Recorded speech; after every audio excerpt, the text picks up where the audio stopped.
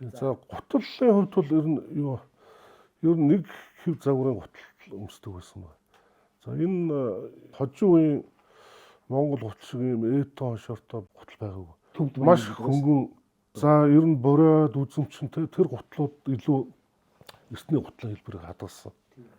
За тэгээд тэр зулаг төрийн залгаас нь бол хожимын гутлнаас бол арай өөр. Хажуу талаараа юм босоо туушь залгаатай байдаг. Өвдөг хүрсэн юм өндөр төрөйтэй. За дунд зэргийн зузаан ултай.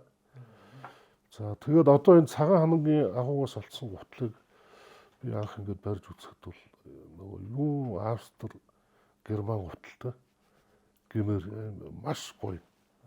Тэр ойдлогт нөгөө тэр үед ч одоо гараараа л байсан байж таарна шүү дээ. Гараар байсан гэхэд баг үнэмшиг аргагүй. хөнгөн. Тийм маш хөнгөн. За тэгээд энэ дотор талын бас хувцсны үүсээр доторсон баг. Тэгээд энэ гутлыг бас Германд сэргийн засварлах хавцтай нөгөө арсны төрлийн одоо тодорхойлсон. Тэгээд энэ бол Яманы арсаар хийсэн баг. Яманы арсаар хийгээд улаан өнгийн утгаар будсан.